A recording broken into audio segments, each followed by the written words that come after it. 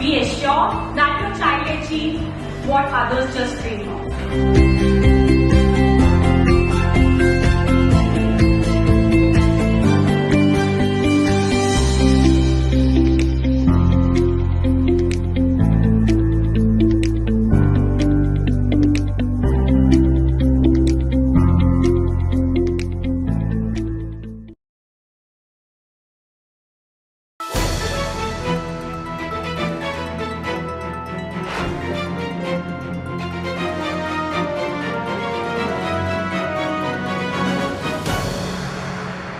नमस्कार, मैं हूं ज्योति प्रकाश रंगा। अब देखना शुरू कर चुके हैं RM न्यूज़ बीकानेर। मेरे YouTube चैनल ज्योति टाइम्स को आप सब्सक्राइब कर लीजिए और फिर आगे बढ़ते हैं। बीकानेर संभाग में आज दिन भर क्या कुछ रहा खास डाल देते हैं एक नजर। वंदे गंगा जल संरक्षण जन अभियान के तहत किया पौधारोपण, लव कुश वाटिका का हुआ लोकार्पण।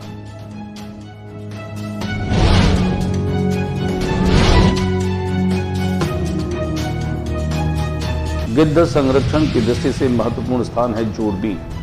यहां वल्चर ब्रीडिंग सेंटर की स्थापना के होंगे प्रयास, केंद्र विधि और न्याय मंत्री मेघवाल ने कहा।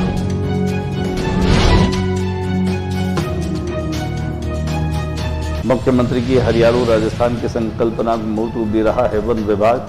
गत वर्ष लगाए 7,22,00,000 पौधे। वन एवं पर्यावरण मंत्री संजय शर्मा ने कही। चकगर्मी में मकान तोड़ने के विरोध में भड़का जन आक्रोश, कलेक्ट्रेट का किया घेराव, प्रशासन के खिलाफ गरजे नेता।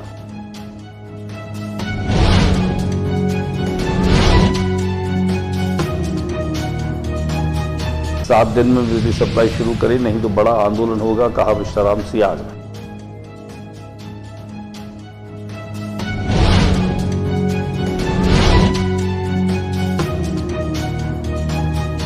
मुस्लिम महासभा ने शहर की टूटी सड़कों व नाली क्रॉस बनवाने के लिए जिला कलेक्टर को सौंपा ज्ञापन।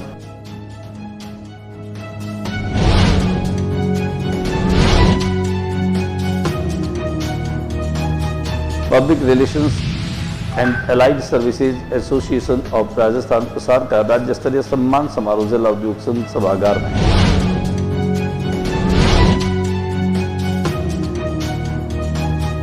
नाबालिग चालक ने कार से मचाया कहर, बुजुर्ग समेत कई घायल, आरोपी को किया पुलिस के हवाले।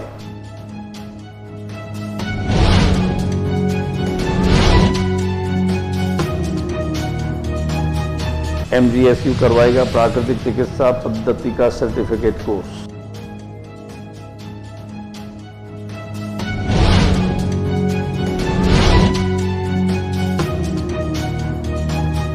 बीकानेर में बढ़ी बेरोजगारी, काम चोरी व आपराधिक प्रवृत्ति। अब स्टेशन रोड के पास मोबाइल छीन कर भागे बदमाश।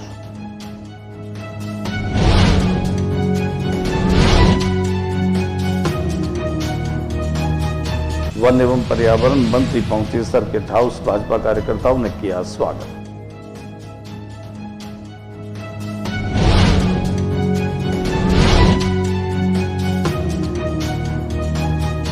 और अब खबरें विस्तार से। वंदे गंगा जल संरक्षण अभियान के तहत कानून और केंद्रीय मंत्री अर्जुन राम मेघवाल बीकानेर में पहुंचे, जहां उन्होंने लव कुश वाटिका का लोकार्पण किया। केंद्रीय विधि और न्याय मंत्री श्री अर्जुन राम मेघवाल ने कहा कि बीकानेर का जोड़बी क्षेत्र गिद्ध संरक्षण के लिए पूरी दुनिया में विशेष पहचान रखता है।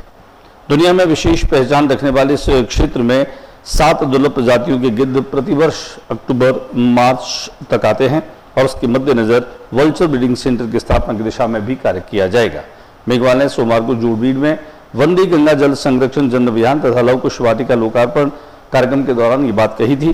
केंद्रीय मंत्री मेघवाल ने कहा कि वर्तमान में हरियाणा, असम, पश्चिम बंगाल और मध्य प्रदेश सहित देश के 4 राज्यों पर वल्चर ब्रीडिंग सेंटर संचालित हैं। बीकानेर में यह केंद्र स्थापित हो, इसके लिए उच्च स्तर पर प्रयास किए जा रहे हैं। उन्होंने कहा कि लगभग 4 करोड़ रुपए की लागत से ये केंद्र बीकानेर में खुलने से क्षेत्र को गिद्ध संरक्षण के क्षेत्र में नई पहचान मिलेगी। आइए लिए चलते हम आपको लव कुश वाटिका के लोकार्पण अवसर पर। कार्यक्रम के बाद पत्रकारों के सवालों का जवाब देते हुए उन्होंने वल्चर ब्रीडिंग इस प्रोजेक्ट के बारे में बातचीत की।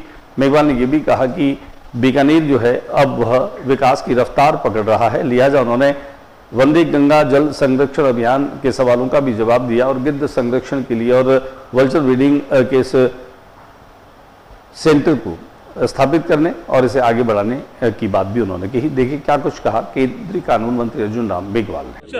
ये जोड़बीड़ में ये आने लग गए, काफ़ी समय से आ रहे हैं। जैसे आपको मंच से भी बताया गया, हमारे जो तकनीकी विशेषज्ञ हैं वो ये बताते हैं कि 9 तरह के वल्चर होते हैं संसार में, तो 7 तरह के वल्चर यहाँ आ रहे हैं। और मैं इस अवसर पर संजय शर्मा जी का, जो हमारे वन और पर्यावरण मंत्री हैं राजस्थान सरकार के, उनका आभार प्रकट करूंगा कि मैंने ये ब्रीडिंग सेंटर के लिए जो पत्र लिखा, तो ये पत्र को उन्होंने ढंग से पढ़ा भी और मुझे फ़ोन करके कहा कि ये इतना अच्छा अगर ये ब्रीडिंग सेंटर बन जाएगा वल्चर के लिए, हम इसको मंजूर करेंगे। मुख्यमंत्री की हरियालो राजस्थान जो योजना है अब उसे लगातार मूर्त रूप दिया जा रहा है। लगातार पौधे लगाए जा रहे हैं और वन विभाग जो है वह इस काम को गति दे रहा है। गत वर्ष भी 7,22,00,000 पौधे लगाए गए थे। वन और पर्यावरण मंत्री संजय शर्मा ने इस बात की जानकारी दी। दिखाते हैं आपको क्या कुछ कहा वन और पर्यावरण मंत्री संजय शर्मा ने। मुझे लगभग 5 महीने पहले मिला और मैंने उसको अधिकारियों को भेजा, उसका परीक्षण हमने करा लिया है और जल्दी फाइल भारत सरकार के पास अप्रूवल के लिए जाएगी और यहाँ पे बहुत जल्दी गिद्धों का ब्रीडिंग सेंटर खुलेगा। चक गर्मी में मकान तोड़ने के बाद जन आक्रोश बढ़ गया है। बड़ी संख्या में लोगों ने कलेक्ट्रेट पर आकर के न केवल धरना दिया बल्कि जोरदार प्रदर्शन भी किया। प्रशासन के खिलाफ नेताओं की आवाज गरजी। चकगर्वी क्षेत्र में बने मकानों को बीडीए प्रशासन के द्वारा अवैध बताकर तोड़ने और अन्य मकान मालिकों को नोटिस थमाने के विरोध में चल रहा धरना सोमवार को उग्र रूप ले बैठा। बड़ी संख्या में आक्रोशित लोग कलेक्ट्रेट परिसर पहुंच गए और प्रशासन के खिलाफ जोरदार प्रदर्शन किया। प्रदर्शनकारियों ने प्रशासन पर गरीब विरोधी कार्रवाई का आरोप लगाते हुए जमकर नारेबाजी की। धरने का नेतृत्व कांग्रेस नेता रामनिवास कुकना, यूथ कांग्रेस देहात अध्यक्ष भंवरलाल कुकना, भाजपा नेता सुरेंद्र सिंह शेखावत और कांग्रेस नेता सुभाष स्वामी सहित कई नेताओं ने इसकी भागीदारी निभाई। प्रदर्शनकारी नेताओं ने कहा कि गरीब लोगों ने कॉलोनाइजर से पट्टे लेकर अपनी खून पसीने की कमाई से मकान बनाए, जिसकी रजिस्ट्री तक हो चुकी है। बीडीए प्रशासन उन आशियानों को तोड़ रहा है, जबकि असली दोषी तो कॉलोनाइजर है जिन्होंने सरकारी जमीन पर अवैध कॉलोनियां काटी और गरीबों को झांसे में लिया। प्रदर्शन कर रहे नेताओं का आरोप है कि प्रशासन ने उस समय आंखें मूंद रखी थी जब ये कॉलोनियां विकसित की जा रही थी और अब मकान बन जाने के बाद प्रशासन उन्हें गिरा रहा है, जो सरासर अन्याय है। प्रदर्शनकारियों की मांग है कि सबसे पहले उन कॉलोनाइजर्स के खिलाफ सख्त कानूनी कार्रवाई हो जिन्होंने सरकारी जमीन पर कब्जा कर कॉलोनी काटी। साथ ही जिन गरीब लोगों ने वैध प्रक्रिया से मकान बनवाए हैं उनके आशियानों को संरक्षित किया जाए। कलेक्ट्रेट परिसर में विरोध प्रदर्शन देर शाम तक जारी रहा। प्रशासनिक अधिकारियों के साथ वार्ता की मांग पर अड़े प्रदर्शनकारी नेताओं ने चेतावनी दी कि यदि गरीबों के मकान को तोड़ने की कार्रवाई रोकी नहीं गई तो आंदोलन को और उग्र किया जाएगा। प्रशासन आप दादागिरी से जो जमीन है उनके मकान तोड़े जा रहे हैं। पिछले 7 दिनों से गरीब लोग किसान के बेटे धरने पर बैठे हैं। अब प्रशासन दादागिरी पर उतरा है और प्रशासन चाहता है कि उनके घर बेघर हो। पूरे संघर्ष समिति और 24 जनप्रतिनिधि आए, हम उनके साथ हैं और उनके साथ 15 सेकंड में खड़े कर मिले। अगर प्रशासन नहीं माने तो आधे घंटे कलेक्टर को और एसपी को इनके ईंट से ईंट बचाने का काम युवा साथी करेगा। 7 दिनों में बिजली की सप्लाई शुरू करे, नहीं तो आंदोलन और उग्र किया जाए, कहना है विष्णुराम सिया का। जिला कांग्रेस कमेटी देहात के अध्यक्ष विष्णुराम सिया के नेतृत्व सूरपुरा ग्रामवासी नागरिकों ने बिजली सप्लाई नहीं होने की समस्या से परेशान किसानों ने भामरसर जीएसएस से सूरपुरा जीएसएस को अलग से ट्रांसफर लगा करके विद्युत लाइन जोड़ने के लिए JBBANL के अतिरिक्त मुख्य अभियंता अधीक्षक को ज्ञापन सौंपा। स्थानीय किसान बिजली सप्लाई नहीं होने से भयंकर परेशानी का सामना कर रहे हैं। पीने के पानी से लेकर के किसानों को खेती करने से वंचित रहना पड़ रहा है। सियाग ने अधीक्षक अभियंता से कहा कि भामरसर से सूरपुरा तक की विद्युत लाइन का कार्य लगभग पूरा हो चुका है। केवल आधा किलोमीटर लिंक लाइन बची हुई है, जिसका कार्य पिछले 15-20 दिनों से रुका हुआ है। सियाग ने चेतावनी दी आगामी 7 दिवस में कार्य पूर्ण करवाकर विद्युत सप्लाई चालू करे, अन्यथा पीड़ित ग्रामीणों को साथ लेकर आंदोलन करने के लिए वो मजबूर हो जाएंगे। मुस्लिम महासभा ने शहर में टूटी हुई सड़कें और नालियों को लेकर के एक ज्ञापन दिया। जिला कलेक्टर को यह ज्ञापन ND कादरी ने सुपुर्द किया। आगामी 6 जुलाई को मुहर्रम के दौरान सुरक्षा व्यवस्था के लिए जिला पुलिस अधीक्षक को यह ज्ञापन दिया गया। मुहर्रम का त्योहार 6 जुलाई को चांद दिखाई देने के अनुसार होगा। मुस्लिम महासभा ने राष्ट्रीय वरिष्ठ उपाध्यक्ष ND कादरी ने बताया कि जिला कलेक्टर और जिला पुलिस अधीक्षक को ज्ञापन देकर हर वर्ष की भांति मुस्लिम मोहल्लों में हर वर्ग धार्मिक आस्था के कारण रात भर आवागमन रहेंगे। जहां जहां मुहर्रम कयाम करेंगे तथा जहां से ताजिए निकलकर विभिन्न स्थानों से गश्त और करबला जाएंगे, वहां की सड़कों की हालत खस्ता हाल है। थोड़ी दूरी पर सड़कें टूटी है, बहुत खराब स्थिति में है। जो निम्न प्रकार है। कादरी ने बताया कि हुसैनी मस्जिद के पास से बड़ी करबला से मोहम्मद जिक्र कादरी के मकान के आगे करबला तक जहां मुहर्रम दफन किए जाते हैं वहां सड़क का बुरा हाल है, पूरी तरह टूटी पड़ी है। टैगोर स्कूल के पास से पुरानी गजनी रोड पुलिया के पास भी सड़क टूटी है। इस तरह कादरी ने जो है वह सारी चीजों की हकीकत बताई और उसे 6 जुलाई तक ठीक करने के लिए गुहार की है, ज्ञापन दिया है। पर्व है, इस उपलक्ष्य में हम आए हैं। बीकानेर शहर के तमाम क्षेत्र के अंदर सड़कों की हालत बद से बदतर है। जहाँ से मुहर्रम निकलेंगे, जहाँ मुहर्रम जो है क़याम करेंगे और गश्त करके जहाँ मुहर्रम जो है दफनाने के लिए जाएंगे, वहाँ सभी इलाकों के अंदर जो है मुस्लिम मोहल्लों में सहित मेन रोड पर भी सड़कें जोरदार टूटी हुई है, खड्डे हुए हैं। कहीं कोई आदमी गाड़ी तो अलग बात है, पैदल भी नहीं चल सकता है, ऐसी स्थिति है।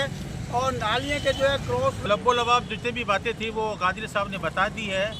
हम तो प्रशासन को से मिले हैं मुहर्रम के तहत कि जितने भी सड़कें टूटी हुई है, तार जो नीचे हैं उसको बिजली विभाग से ऊपर करवाए। हर साल होता है कि बिजली विभाग से तार ऊंचे होते हैं जहां मुहर्रम टकराए नहीं। तो दूसरी बात साफ़ सफाई, तीसरी बात पुलिस व्यवस्था, इस सभी को लेके आज हमने कलेक्टर साहब को ज्ञापन दिया है। एसपी साहब से मिले हैं, एसडीएम साहब से मिले हैं, सबसे मिलकर उनको ज्ञापन दिया है और मुहर्रम के लिए सारी व्यवस्था करने का आश्वासन दिया। नाबालिग कार चालक ने कोहराम मचा दिया। कारण बिल्कुल है कि बच्चा नाबालिग है, कार चला रहा था, लिहाजा असंतुलित हुई और उसने कई लोगों को घायल कर दिया। आरोपी को पुलिस के हवाले कर दिया गया। रामपुरा बस्ती रोड पर नाबालिग कार चालक ने 2 राहगीर को टक्कर मारी। दोनों को पीबीएम अस्पताल में भर्ती कराया गया, जहां पर उनका इलाज चल रहा है। शहर के मुक्ता प्रसाद थाना क्षेत्र में एक कार की टक्कर से 2 जने घायल हो गए, जिन्हें पीबीएम अस्पताल ले जाया गया। उनका इलाज वहां पर जारी है। जानकारी मिली कि एक बुजुर्ग की ज्यादा चोटें आई है। यह घटना रामपुरा बस्ती गली नंबर 24 की बताई जा रही है, जहां कार सवार नाबालिग चालक ने गली में राह चल रही 2 जनों को टक्कर मार दी। महाराजा गंगा सिंह विश्वविद्यालय अब प्राकृतिक चिकित्सा में सर्टिफिकेट कोर्स जो है वो करवाने जा रहा है।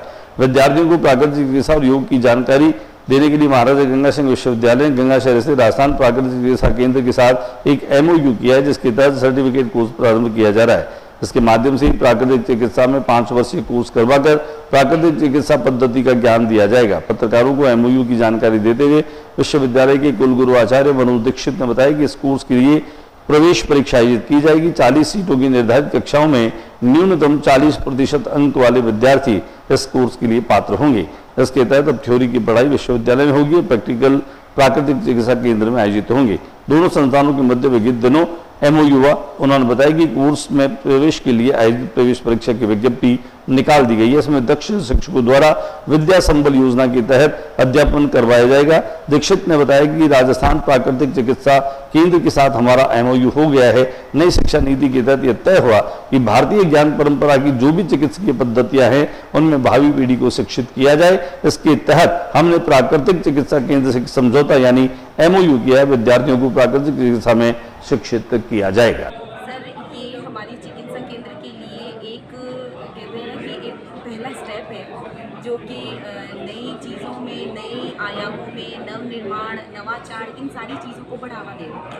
और हम यही चाहेंगे कि प्राकृतिक चिकित्सा एक ऊंची ऊंचाइयों को छुए। साथ के अंदर जो हमारे को, जैसा कि कुलगुरु जी ने देखिए, आज के समय में विशेष नीचे नहीं राष्ट्रीय शिक्षा नीति के प्रादुर्भाव के बाद से ये आवश्यक है कि हम भारतीय ज्ञान पद्धतियों के आधार पर जो भी पाठ्यक्रम चल रहे हैं और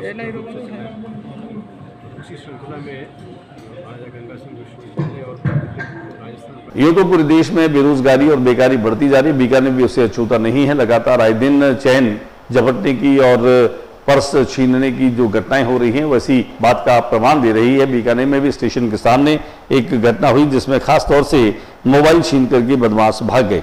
बेरोजगारी, काम चोरी और आपराधिक प्रवृत्ति इस कदर बढ़ गई कि युवा पीढ़ी चोरी, छीना झपटी, लूटमार जैसे संगीन अपराध करने लगी है।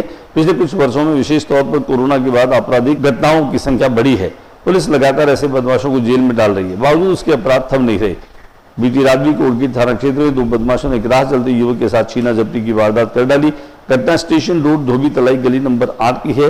गली नंबर 11 निवासी मोहम्मद मकसूद स्टेशन की तरफ घर लौट रहा था। वह पैदल था। जब वह गली नंबर 8 से गुजर रहा था, उसी दौरान मोटरसाइकिल पर सवार होकर आए 2 बदमाशों ने उसका मोबाइल छीनकर फरार हो गए।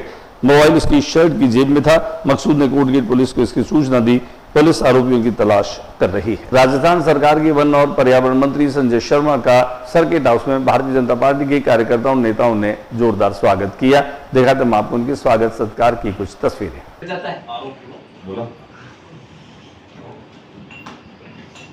आज के बुलेटिन में बस इतना ही। अगले बुलेटिन में नई गतिविधियों के साथ इस समय सी चैनल पर फिर मुलाकात होगी। न्यूज रूम से ज्योति प्रकाश श्रृंगा को इजाजत दीजिए। नमस्कार। और जाते जाते मेरा निवेदन, मेरे यूट्यूब चैनल को आप बहुत ही पसंद कर रहे हैं, आप इसको प्यार कर रहे हैं और मुझे सुझाव भी दे रहे हैं, तो प्लीज मेरे यूट्यूब चैनल ज्योति टाइम्स को आप सब्सक्राइब करना मत भूलिए। देखते रहिए मेरे साथ ज्योति टाइम्स।